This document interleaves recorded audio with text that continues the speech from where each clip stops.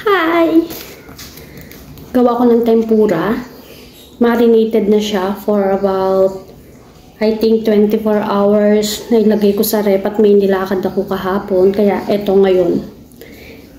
Nag-wash ako ng hand. Bumili muna ako nito sa SM. Pang sushi. Sushi wood. Pang create siya. Tapos naglagay ako ng plastic. Yan. Simulan na natin. Nakita ko to sa isa kong friend kung paano maggawa ng tempura. So, niro-roll-roll lang pala siya para matuwid. Gagawin natin. Yan o. Tingnan natin kung actually, yung water niya sa dulo natatapon. So, tingnan natin kung kaya ko din. Kasi, nagtataka ako, bakit ang tempura straight?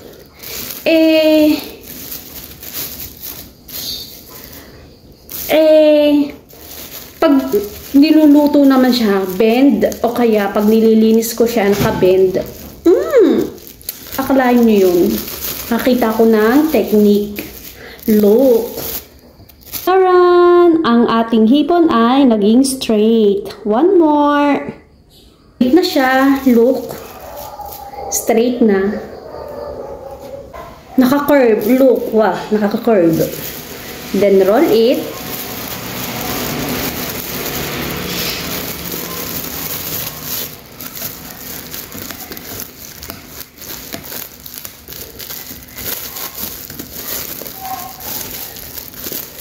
Pinipress lang siya. Kailangan talaga press.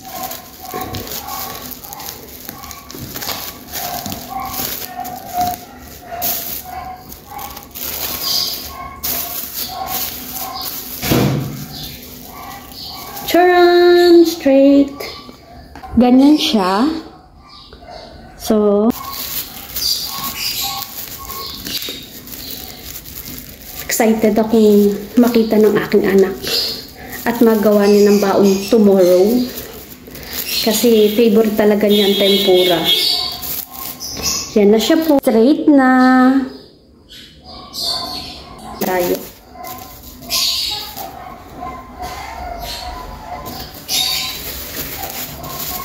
Actually ito ay asin at konting paminta lang nilagay ko.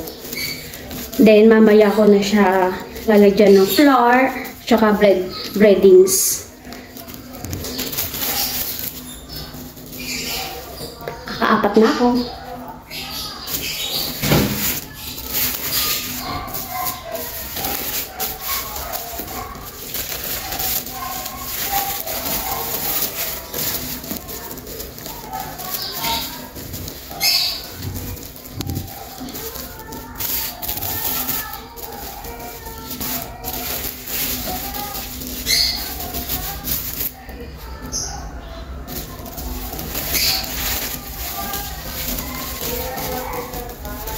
Actually, nakita ko lang to sa isang nagre-reel kong friend.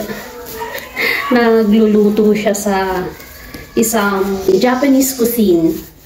So, sabi ko, wow, ganun pala yun. Susubukan natin. And, legit. Legit ang kanyang itinuro. Legit ang kanyang reels. Kaya, gagawa tayo ng tempura para sa baon ng aking anak tomorrow. Sana magawa ko kasi favorite talaga niya to.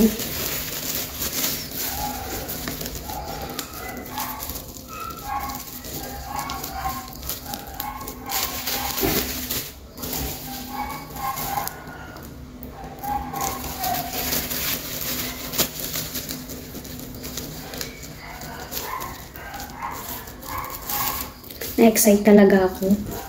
Kasi ito ay isa sa mga natutunan ko for this year dahil sa pagre-reels.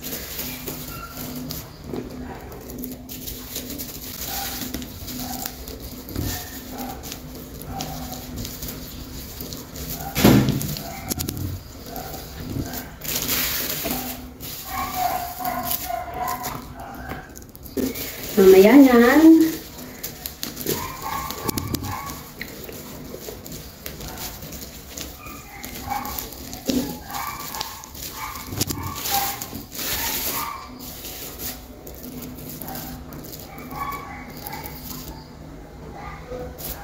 ating second try rolling ng mga shrimp. Gumawa na ako ng 4 breadings. Bale, garlic powder, flour, at saka konting crispy fry para magkameron ng konting lasa at saka asin. Ito na siya. So, lalagyan ko na lang ng konting water para ma-dissolve. Para ilalagay na lang natin sa ang shrimp dito. Then, imi-mixture natin. Konti lang siguro.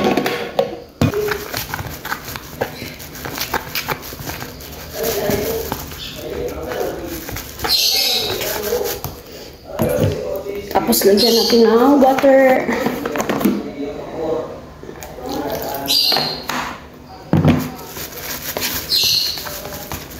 Para ma-dissolve at maging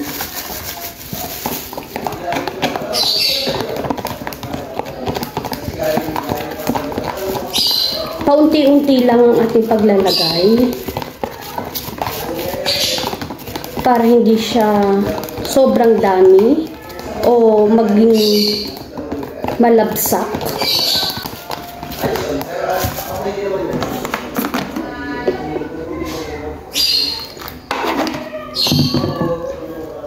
Naglagay ako ng asin dito para dagdag konting salty para lumasa ang ating shrimp.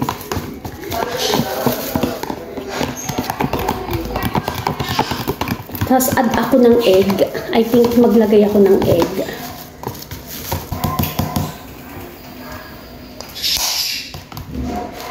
One egg.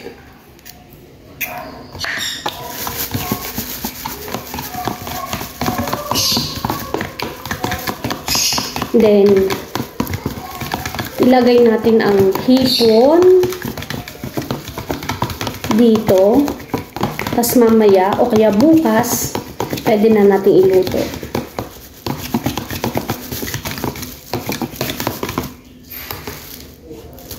Yan.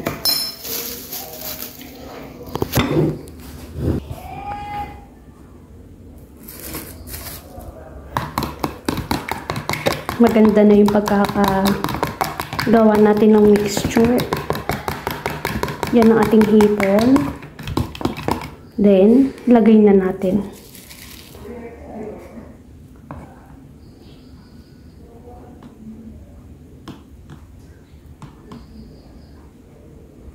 Kamayin ko na para straight pa rin.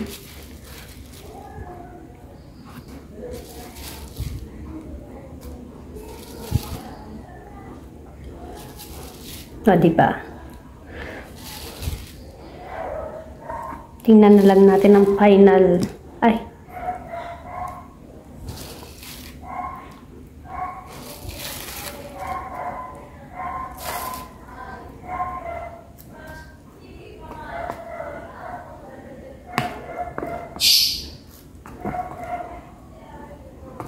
Okay. Let's try and see the taste of tempura. Yan ang ating tempura.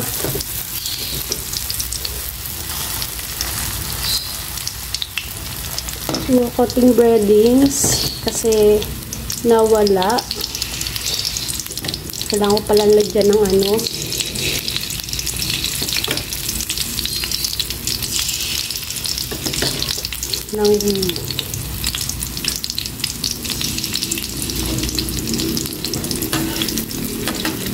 Kailangan ko palang lagyan ng breadings pa. So, not bad at all. Dikit-dikit. First time, kaya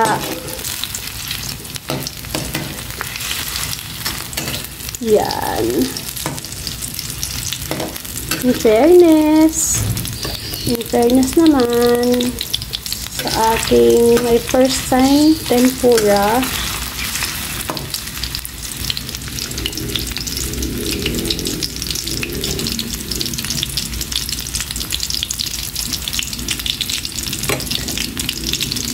Nice! This is it. Nag-bend. Itong bend nila. Pero, okay siya. Try natin. Ang taste na lang ang malalaman natin kung okay ba.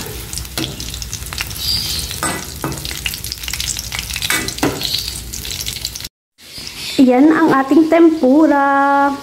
Ang sarap ng lasa. Wow, first time kong magawa ito. Ang galing ng pagkakagawa ko. Ang lasa niya. A-approve to ng aking baby. My first time tempura. Yummy!